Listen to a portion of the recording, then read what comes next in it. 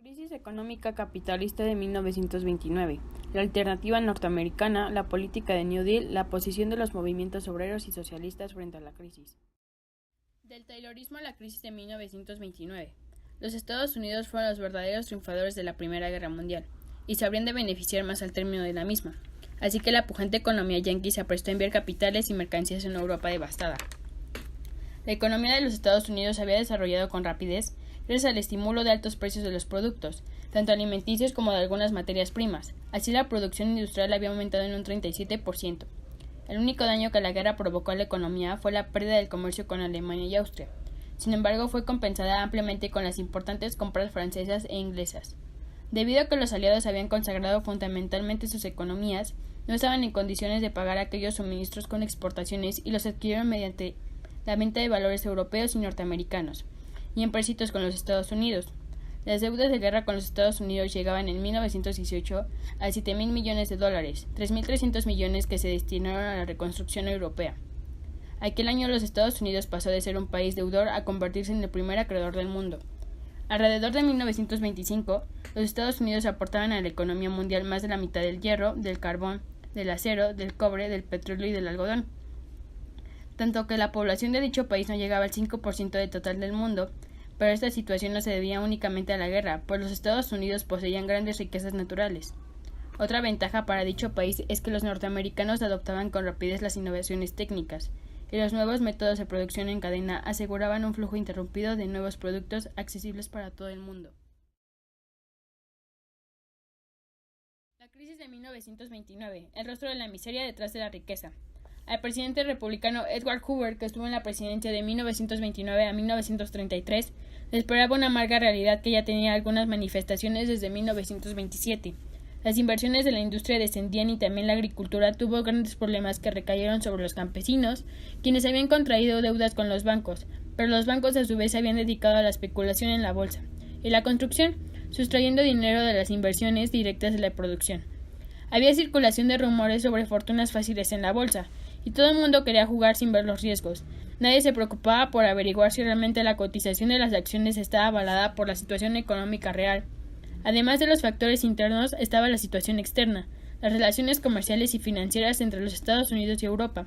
Hacia fuera de los Estados Unidos se manifestaban codiciosos reclamando el reembolso de sus créditos de guerra y buscando colocar su propia producción.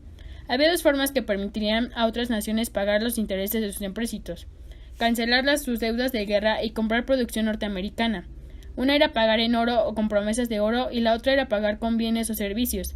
La segunda fórmula quedó descartada y entonces los deudores de Estados Unidos pagaron en oro hasta que sus reservas se secaron. Así la única manera alternativa de asegurar dólares para el pago de deudas mediante el aumento del comercio mundial quedó impedida. El dinero del país americano fluyó hacia Alemania para ayudarla a reconstruir economía y permitirle pagar las reparaciones. Francia e Inglaterra pagaron parcialmente sus deudas de guerra con los Estados Unidos. A partir de esas reparaciones, el flujo de ese dinero permitió a su vez al país americano otorgar más créditos. Fue un círculo vicioso, la única base sobre la que podía tener lugar un intercambio confiable y saludable de bienes entre países. Eran las condiciones externas que también influyeron con el crack de 1929. La quiebra de bancos de otros países contrajo el crédito, lo que desencadenó diversas consecuencias como la disminución del consumo y de los precios, lo cual afectó a muchas empresas. Además, de 1930 a 1933 se le da la suspensión de pagos de miles de empresas al punto de llevarlas a la quiebra. También cayó estrepitosamente el comercio internacional al reducirse el valor de las importaciones y exportaciones. Esto desembocó en más bancarrotas. En suma, la economía mundial estaba ante una depresión que trajo la miseria a millones de países industrializados, también en naciones donde no tenía tal avance. El 24 de octubre de 1929 ocurre el llamado Jueves Negro en la Bolsa de Valores de Wall Street en Nueva York, Estados Unidos. Fue sorpresivo para banqueros, inversionistas y dirigentes políticos del mundo. El 29 de ese mes seguiría una caída mayor de la Bolsa de Valores y a esta le secundarían los derrumbes de otras bolsas de más países.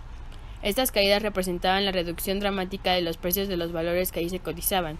De una ligera recuperación en 1930, pasó a subsiguientes caídas de la bolsa estadounidense. Las consecuencias inmediatas redundaron en una gran pérdida de riqueza en todos los continentes, minando la confianza de los inversionistas. Entonces empezó a predominar el pánico bursátil.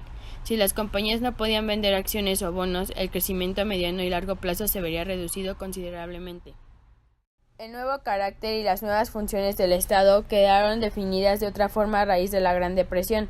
El estancamiento y el paro pusieron al descubierto la profundidad de las contradicciones del sistema. En esta forma se vio como una gran necesidad la intervención estatal a través de la construcción de obras públicas, del otorgamiento de subsidios e incentivos fiscales, de las compras masivas, de la creación de empleos, del rearme y la militarización, de la centralización de las finanzas y control del crédito para estimular la demanda y reactivar así el mercado evitando el colapso del sistema capitalista. Alternativa norteamericana, la política del New Deal. Franklin Delano Roosevelt fue el presidente que aplicó la política económica adecuada para afrontar y superar la crisis de 1929, el New Deal o Nuevo Trato. Del 19 de marzo al 16 de junio, en que el Congreso cerró sus puertas, se realizó la etapa conocida como los 100 días. En ellos, Roosevelt envió 15 distintas propuestas al cuerpo legislativo, mismas que fueron adoptadas y que significan el inicio de la política del Nuevo Trato. El Nuevo Trato es una política económica de emergencia tomada por el gobierno de Roosevelt.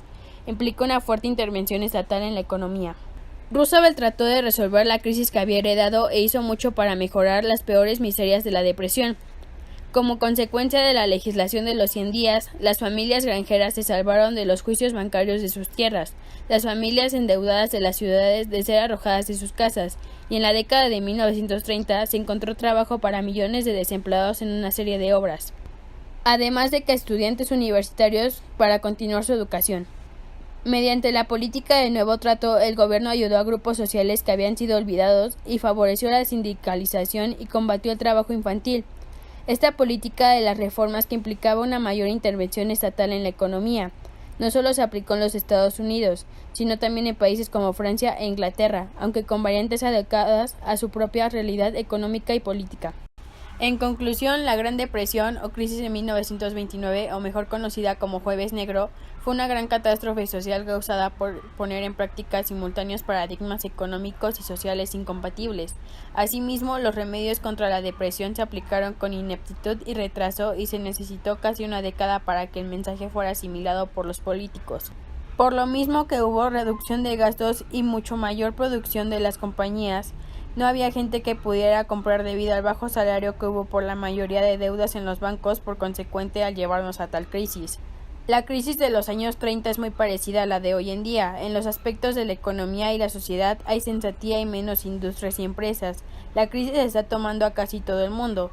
Es importante señalar que antes de la depresión de Estados Unidos era un líder económico, ya que Europa debía gran cantidad de dinero a los Estados Unidos por la Primera Guerra Mundial, y en esta época había niveles de normalidad económica.